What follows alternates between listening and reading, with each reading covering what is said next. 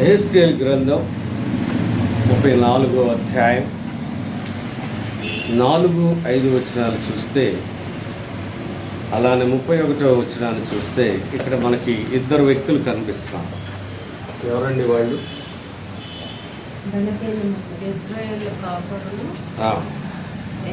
అలానే గొర్రెలు కాపరులు ఇద్దరు గమనిస్తున్నారు. ఇద్దరు అక్కడ మనకి కనిపిస్తూ ఉన్నారు. ఈ రోజున గొర్రెలుగా ఉన్న మనం ఎలా ఉన్నాం, ఎలాంటి గొర్రెలమై ఉన్నాము, అలానే మన కాపరి ఎలాంటివాడు,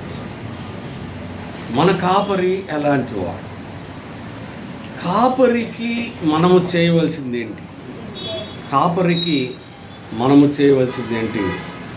ఒకవేళ యేసు ప్రభు కాపరిగా లేకపోతే మనకు వచ్చే నష్టమే. 4 విషయాలు మరి ఈ ఆరాధన వాక్యాలను మనం తెలుసుకోవటానికి మనం ప్రయత్నం చేద్దాం.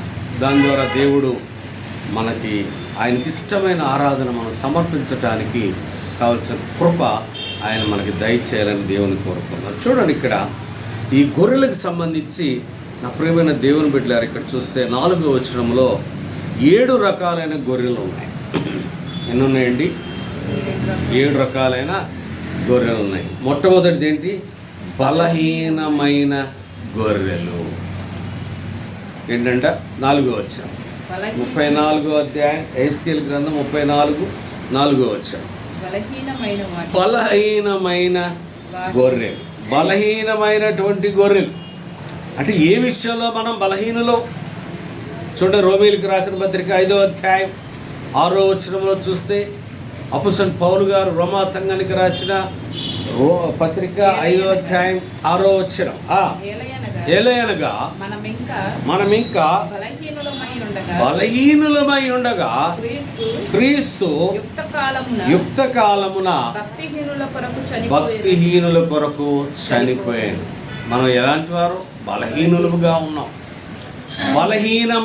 బలహీనమైనటువంటి మనసు కలిగిన వారు, బలహీనమైనటువంటి శరీరం కలిగిన వారు, బలహీనమైన గొర్రెలో మనం.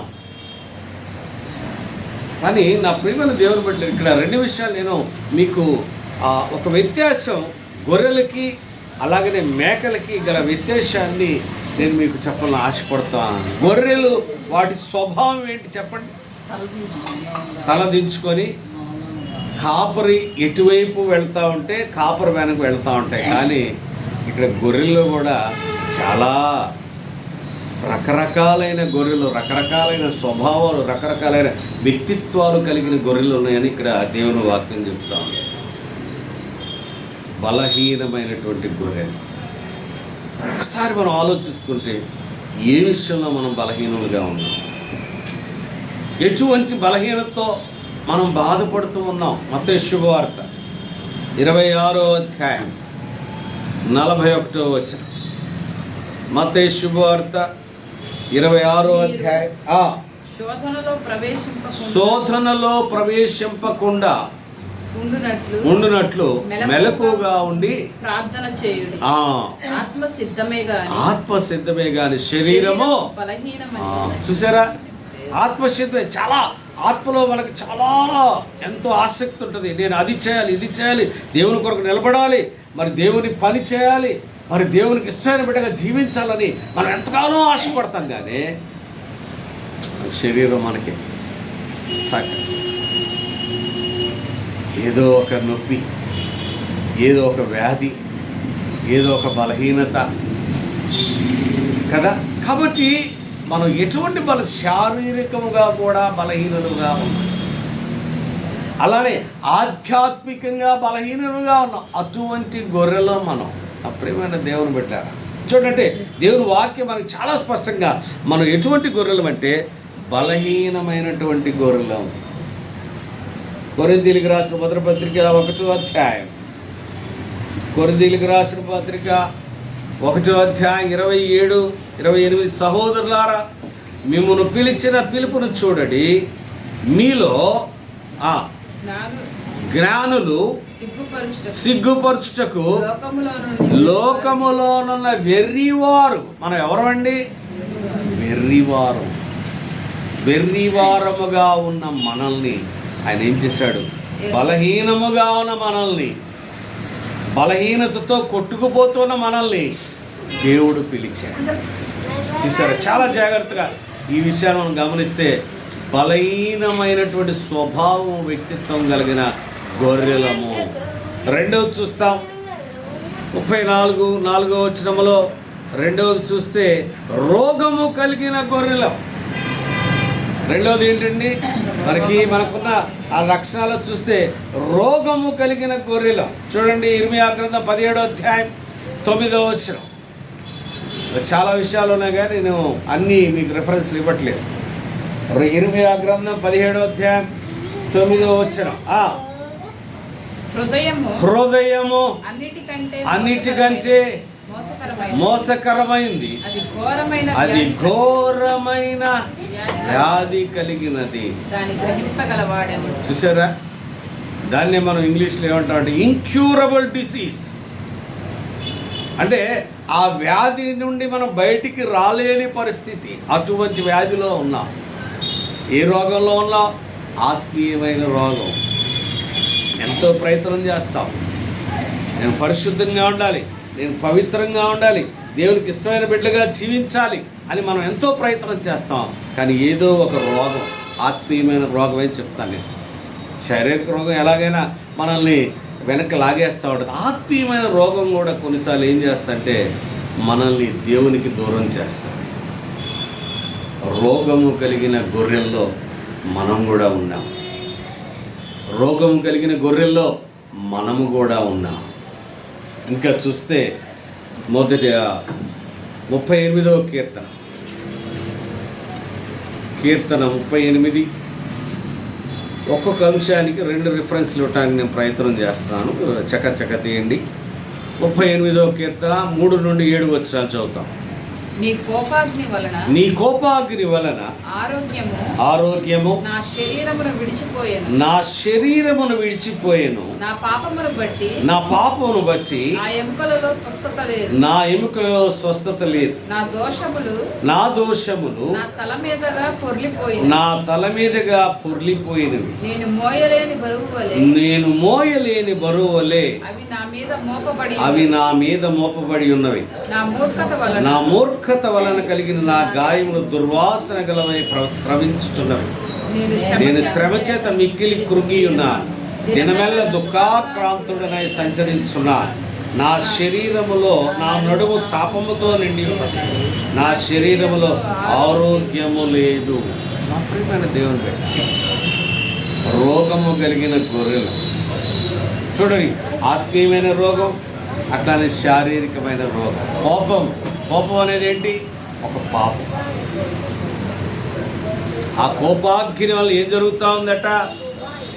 ఆరోగ్యము నా శరీరము విడిచిపోయేను. కోపం వల్ల ఆరోగ్యం పోయింది.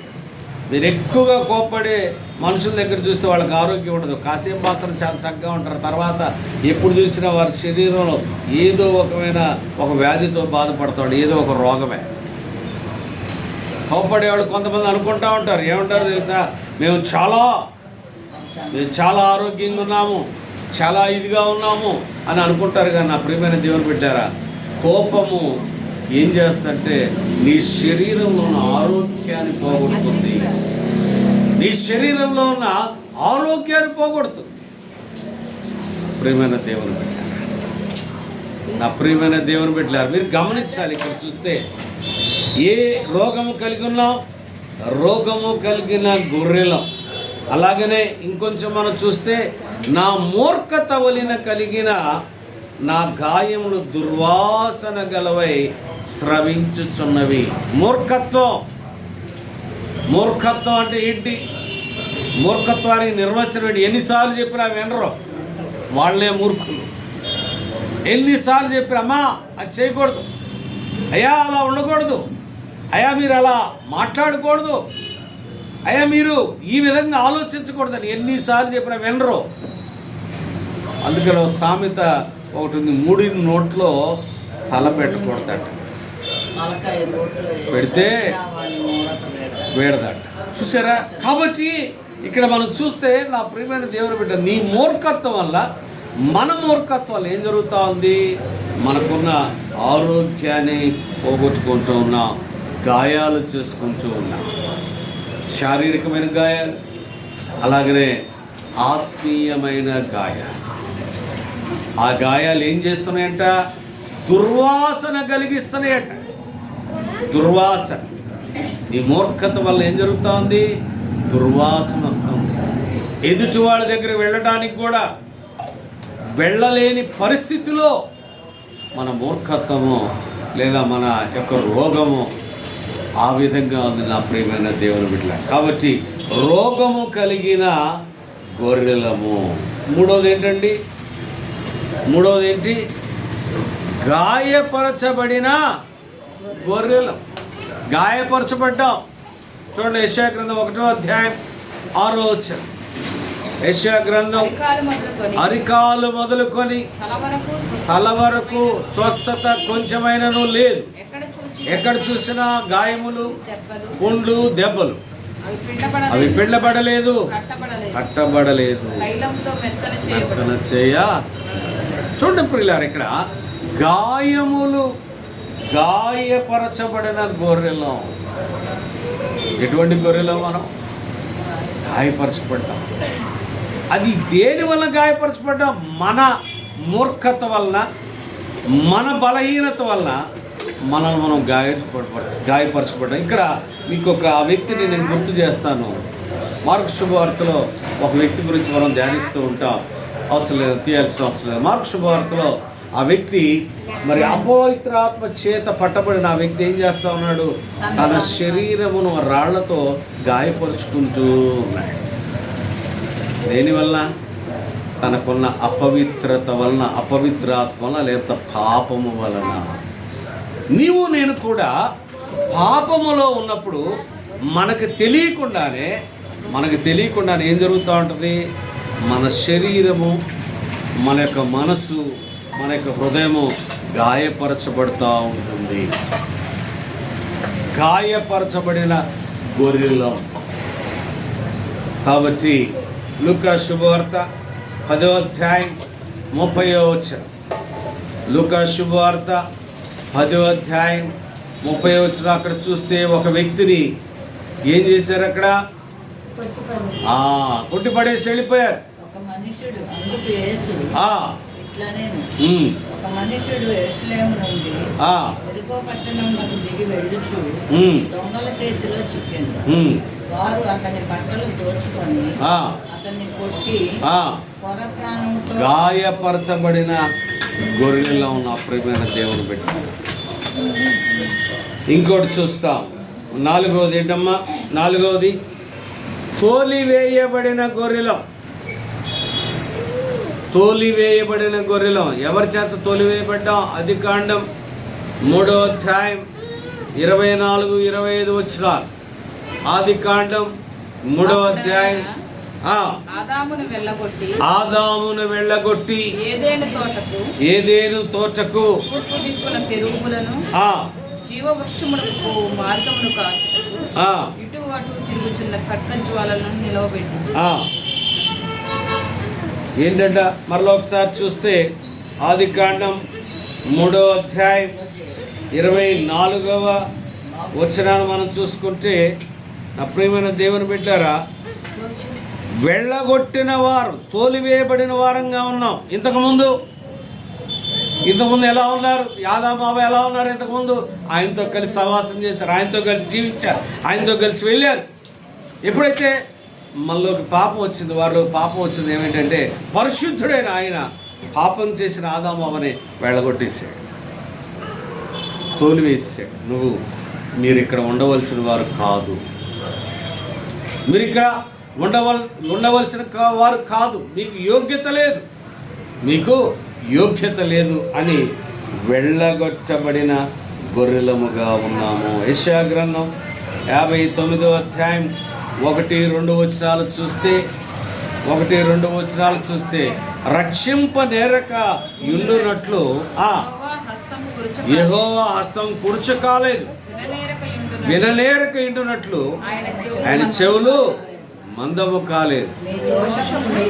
నీ దోషములు మీకును మీ దేవునికి అడ్డముగా ఉన్నవి. చూసారా, దేనివల్ల మనం తోలివేయబడ్డాం? ఎన్నోసార్లు మనం ప్రార్థన చేస్తూ ఉంటాం, ఎన్నోసార్లు దేవుని మందిరానికి వస్తాం, దేవుని వాక్యాన్ని చదువుతూ ఉంటాం, కానీ మనకు ఆన్సర్ రాదు, జవాబు రాదు. ఆయన మన మాట వినట్లేదేమో. తోలివేయబడ్డాం దేనివల్ల? నీవు నేను చేసిన పాపము వలన, నీవు నేను చేసిన దోషము వలన. కాబట్టి తోలివేయబడిన గొర్రెలముగా ఉన్నాము. ఇంకోటి చూస్తే తోలివేయబడిన గొర్రెలము, అలానే తప్పిపోయిన గొర్రెలం. తర్వాత చూస్తే తప్పిపోయినటువంటి గొర్రెలం. యెషయా గ్రంథం 53వ అధ్యాయం 4, 5, 6 వచనాలు. యెషయా గ్రంథం.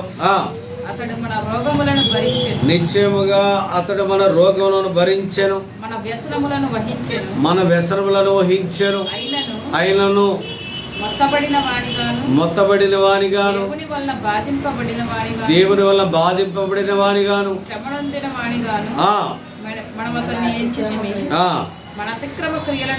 మన అతిక్రమ క్రియలను బట్టి అతడు గాయపరచబడెను, మన దోషములను బట్టి నలుగొట్టబడెను, మన సమానార్థమైన శిక్ష అతని మీద, అతడు పొందిన దెబ్బల చేత స్వస్థత కలుగుతుంది. ఇక్కడ ఎందువలన యేసుక్రీస్తు ప్రభువారు వాటన్నిటిని కూడా సహించాడు? ఎందువల్ల సహించాడు? నీవు నేను చేసిన అతిక్రమం వలన, నీవు నేను చేసిన పాపము వలన తప్పిపోయాం. పాపం వల్ల ఏం చేసావు? తప్పిపోయాం. నా ప్రియమైన బిడ్డ, తప్పిపోయినటువంటి గొర్రెలు. ఇంకో వ్యక్తిని కూడా మనం చూస్తాం, ఆ దేవుడు చెప్పిన ఉపమానంలోనే తప్పిపోయిన కుమారుడి గురించి మనకు తెలుసు. తప్పిపోయిన కుమారుడు ఎప్పుడు తప్పిపోయాడు? అతను ఎప్పుడు తప్పిపోయాడని చెప్పండి. ఇంకా ఇంకా పాపము అతనిలోకి వచ్చినప్పుడు తప్పిపోయాడు. అంతేగా, పాపం వచ్చింది. ఏంటి ఆ పాపం? గర్వం అనే పాపం, అహంకారం అనే పాపం, అతిశయం అనే పాపం. అతిశయం వచ్చింది. నాకేంట్లే, నేను బ్రతకగలను, నా తల్లిదండ్రులతో నాకు అవసరం లేదు, నేను బ్రతకగలను, నాకేంటి, నాకు డబ్బు ఉంది కదా, ధనం ఉంది కదా, నేను బ్రతకగలను. చూసారా, ఆ ధనము, ఆ యొక్క అతిశయము, ఆ యొక్క అహంకారము, గర్వం ఏం చేసిందంటే తనని తప్పిపోయేవాడిగా తీసుకెళ్ళి. ఇలా మీరు చెప్పినట్టుగా గొర్రెలు కాపరి మాట వినేవాడు లేరు, తప్పిపోతానే ఉంటారు. అది ఒకప్పుడు సామెత. గొర్రెల స్వభావం అదే. మరి ఇవన్నీ ఏంటి చెప్పండి? ఇవన్నీ ఏంటి? ఇవి మనం ధ్యానించే అని కూడా ఏమి లేవా? ఆ బలహీన ఏమి లేవంటారా? గొర్రెల్లో అన్నీ ఉన్నాయి, అన్నీ ఉన్నాయి. తప్పిపోవట్లేదా మనం? గొర్రెలమే. ప్రభా నువ్వు చెప్పింది నేను వింటాను, ప్రభా నేను అనుసరిస్తాను. ఎన్నిసార్లు వింటున్నాం, ఎన్నిసార్లు అనుసరిస్తున్నాం? ఏ విషయంలో తప్పిపోవట్లేదు. కాబట్టి తప్పిపోయినటువంటి గొర్రెలుగా ఉన్నాం. ఉదయం లేచిన దగ్గర నుండి పడుకునేంత వరకు చూస్తే ఎన్నిసార్లు తప్పిపోతాం, ఎన్నిసార్లు మాటల్లో, ఆలోచనలో, చూపుల్లో, సమయాన్ని వృధా చేయటంలో మనంత తప్పిపోయేవాళ్ళు ఎవరు ఉండరేమో. భక్తి విషయంలో నువ్వు చేసే భక్తి ఎవరికన్నా మాదిరికరంగా ఉందా? ఎవరన్నా నీ భక్తి చూసి నేను ఆమెలాగా ఆయనలాగా నేను జీవించాలని అనుకునేవాళ్ళు ఉన్నారా? మనుషుల కోసం భక్తి చేస్తూ ఉంటాం కొన్నిసార్లు. తప్పిపోవటం కాదా? ప్రియమైన దేవుని బిడ్డ, జాగ్రత్తగా గమనిద్దాం. మనుషుల కోసం భక్తి వద్దు, దేవుడి కోసం చేయాలి. దేవుడు చూడాలి. నీ భక్తిని నా భక్తిని దేవుడు చూస్తే మనకి అది ఆశీర్వాదం, అది దీవెన. అని మన భక్తి కొన్నిసార్లు మనుషుల కోసం చేస్తాం. తప్పిపోవటం కాదా? తప్పిపోయిన కుమారుడు ఎలాగైతే తనకొచ్చిన ఆ ధనాన్ని బట్టి, తనకొచ్చిన ఆ స్నేహితులను బట్టి, మరి తనకొచ్చిన అతిశయాన్ని బట్టి ఎలా తప్పిపోయాడో, మరి నీవు నేను కూడా ఎన్నోసార్లు తప్పిపోయినటువంటి గొర్రెలుగా ఉన్నాం. ఎన్నోసార్లు తప్పిపోయాడు. నీ ఆలోచనలో ఎక్కువగా తప్పిపోతూ ఉంటాం. ఆలోచనలో ఎక్కువగా తప్పిపోతూ ఉంటాం. క్రియల్లో ఒకవేళ కనిపించకపోవచ్చు, కానీ నీ ఆలోచనలో నువ్వు ఎన్నోసార్లు వాటిని రహస్య పాపం అని అంట. అది ఎవరికి కనపడదు. నీ ఆలోచన ఎవరికి కనపడదు. నీ ఆలోచన ఎవరికి కనపడవు, ఒక దేవునికి కనపడదు. ఆయనకు తెలుసు. నీ సృష్టికర్తకు కనిపిస్తాయి, నిన్ను నిర్మించిన ఆ దేవునికి కనిపిస్తాయి. ఒకవేళ ఎదుటిగా ఉన్న మాకు కనిపించవచ్చు, నావి మీకు కనిపించవు, కానీ గాడ్ నోస్, దేవునికి తెలుసు. నా ప్రియమైన దేవుని బిడ్డ, తప్పిపోయినటువంటి గొర్రెలుగా ఉన్నాం. అలా ఇర్మియా గ్రంథం 5వ అధ్యాయం, ఇర్మియా గ్రంథం 5వ అధ్యాయం 6వ వచనం ఒకసారి చూసుకుందాం. ఇర్మియా 5:6.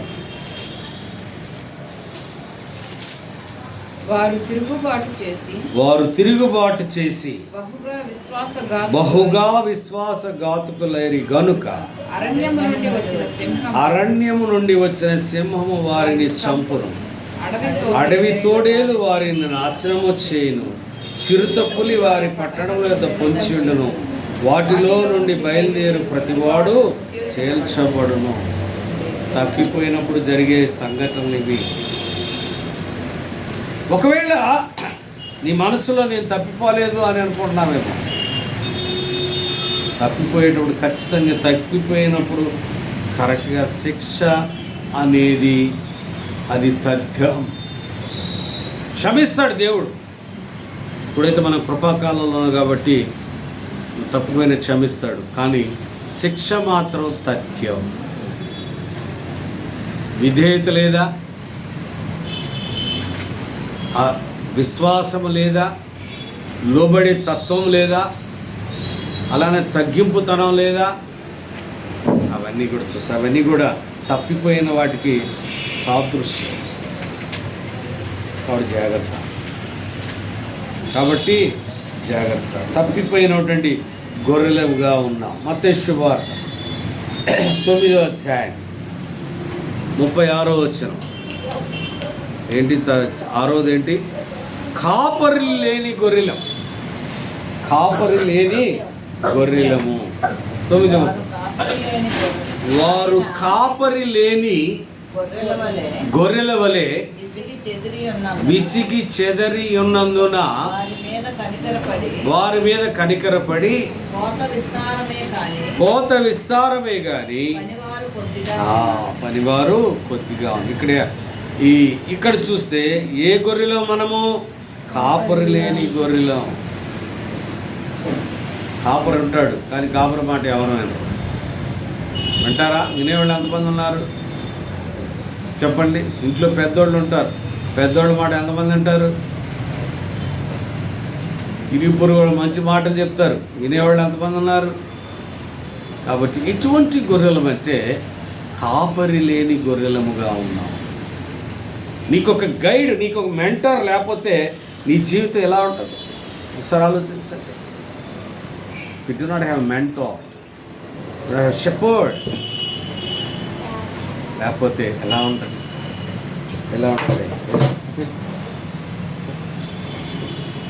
కాబట్టి నా ప్రియమైన దేవుని బిడ్డలారా, ఇక్కడ మనం గమనిస్తే కాపరి లేని గొర్రెలు. కాపరి ఉంటాడు, కానీ కాపరి మాట వినేవాళ్ళు ఎవరు లేరు. కాపరి ఉన్నా కానీ కాపరిని గౌరవించేవాళ్ళు ఎవరు లేరు.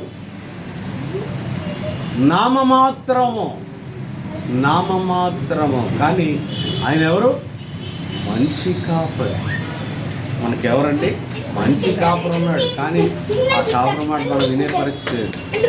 చూసారంటే కాపురం లేని గొర్రెలుగా ఉన్నప్పుడు మన జీవితం ఎలా ఉంటుందో ఒకసారి ఆలోచించండి. కాపురం లేని గొర్రెలుగా ఉన్నప్పుడు మన జీవితం కానీ, మన ఆలోచనలు కానీ, మన క్రియలు కానీ ఎలా ఉంటాయి? అస్తవ్యస్తంగా చెదిరిపోయారు. ఏమన్నారండి? కాపురం లేని వాళ్ళు ఏమయ్యారట? చెదిరిపోయారు. నీకు న్యాయాధిపతుల గ్రంథంలో సంసోను న్యాయాధిపతిగా ఉన్నప్పుడు, కాపరిగా ఉన్నప్పుడు ఆ సమాజం అంతా కూడా చెదిరిపోయింది. ఎందుకంటే అటువంటి కాపరిగా. మరి యేసుక్రీస్తు ప్రభువారు మనం పుట్టిన దగ్గర నుండి మన కాపరిగా ఉన్నాడు, కానీ మనం ఎందుకు చెదిరిపోతున్నాం? ఎందుకంటే ఆయన మాటలు మనం వినట్లా. ఆయన మాటకు లోబడినప్పుడు ఏం జరుగుతుంది? చెదిరిపోయిన వారు ఈ లోకములో పడిపోయి, లోకమును ప్రేమిస్తూ, లోకమును కౌగులించుకుంటూ మన జీవితాన్ని మనం పాడు చేసుకుంటూ ఉంటాం. నా ప్రియమైన దేవుని బిడ్డ, చివరికి చూడమ్మా, చెదిరిపోయి సకల అడవి మృగములకు ఆహారమాయను. ఎవరికి ఆహారమయ్యాం? నశించిపోయిన స్థితి, నశించిపోయిన గొర్రెలం. 7వ చూస్తే నశించిపోయిన గొర్రెలం. 7వది ఏంటి? నశించిపోయాం. దేంట్లో నశించిపోయాం? లూకా శుభవార్త 19వ అధ్యాయం 10వ వచనం. లూకా శుభవార్త 19వ అధ్యాయం 10వ వచనం. ఎందుకు వచ్చాడండి? నశించిపోయాం. దేనివల్ల నశించిపోయాం? మన పాప, అలానే ఆలోచనల వల్ల, పాప స్వభావం వల్ల, పాప తలంపుల వల్ల, పాప క్రియల వల్ల మనం నశించిపోయాం. నేను బాగానే ఉన్నాను కదా, నాకంతా బాగానే ఉంది కదా, నేను ఎట్లా నశించిపోయాను అనేటి ఒకసారి మన మనస్సాక్షిని అడిగితే మనస్సాక్షి చెప్పుద్ది, how far you are destroyed. నశించిపోయిన స్థితి. అప్పుడు ఎవరికి ఆహారం అయ్యాట? అడవి మృగములకు ఆహారమాయను. అడవి మృగాలంటే ఎటువంటి జాలి లేని, కఠిన మనసు, కఠిన హృదయం, కనికరం లేని వాటికి మనము ఆహారం. ఎవడాడు?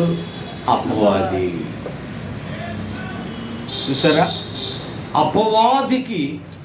అపవాదికి నీ చేతిని ఎప్పుడైతే నువ్వు అప్పగిస్తావో, నా ప్రియమైన దేవుని బిడ్డలారా, మనం నశించిపోయినట్లే.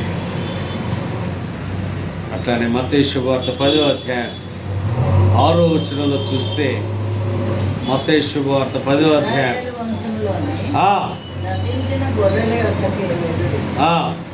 ఇక్కడ ఏం చెప్తా ఉన్నాడు?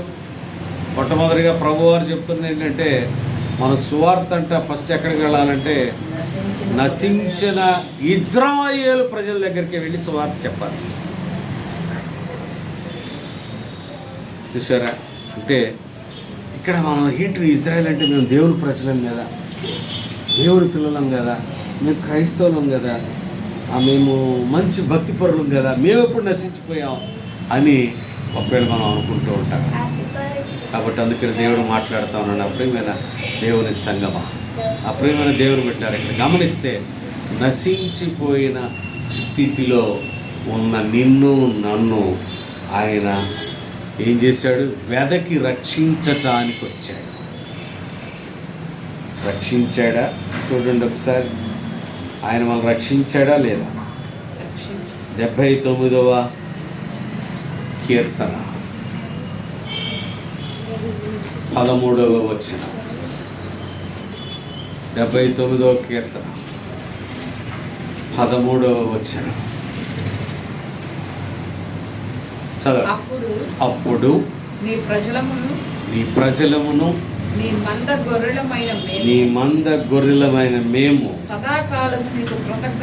సదాకాలము మీకు కృతజ్ఞతాస్తుతులు చెల్లించెదము. తరతరముల వరకు నీ కీర్తిని ప్రచురపరచెదము.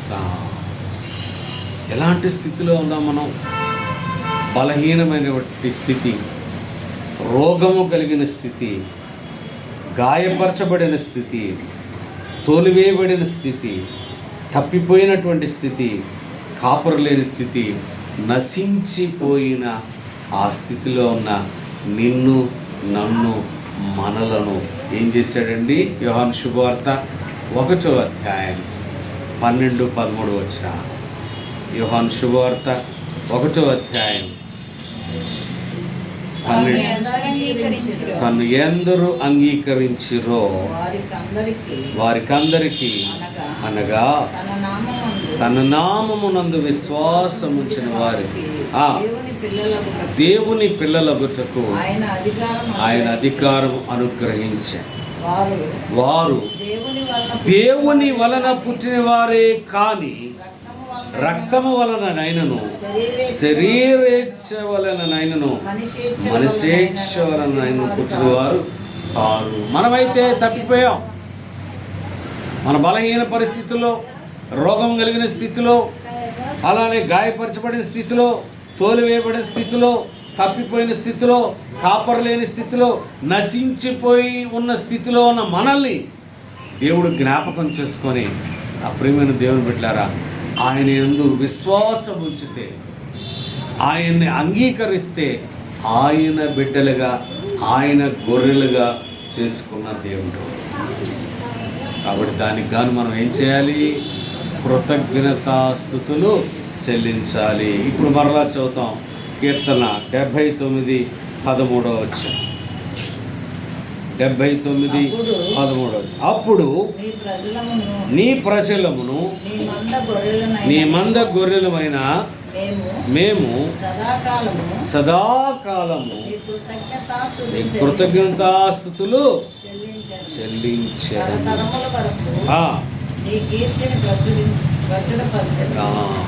ఏం చేయాలండి? దేవుడు నీ ఎడల నా ఎడల చేసిన ఆ కార్యమును మనం ఏం చేయాలి? ప్రచురపరచాలి. దాచిపెట్టుకోకూడదు. సిగ్గుపడతా ఉంటాం మనం. దేవుడు నీకు చేసిన కార్యం చెప్పడానికి సిగ్గుపడతా ఉంటాం. అప్పుడు మనం దేవుణ్ణి మనము గౌరవించినట్లు, ఆరాధించినట్లు కాదు. అలానే అదే దాంట్లో 49వ కీర్తన 14 వచ్చింది. 49వ కీర్తన 14 వచ్చింది. వారు పాతాళములో మందగా కూర్చబడుదురు. కృతజ్ఞతాస్తుతులు చెల్లించకపోతే ఏం చేస్తాడంట? పాతాళంలోకి తీసుకెళ్తాడు. కాబట్టి జాగ్రత్త. నీ జీవితంలో దేవుడు చేసిన కార్యాన్ని జ్ఞాపకం చేసుకొని దేవుని మనము ఆరాధించాలి. కృతజ్ఞతాస్తుతులు చెల్లించవలసిన వారంగా ఉంటాం.